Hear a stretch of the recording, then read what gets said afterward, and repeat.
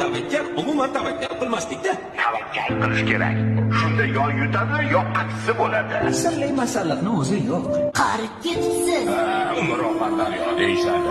Kimga yoqmasa o'zlari o'zgarsinlar, sen emas.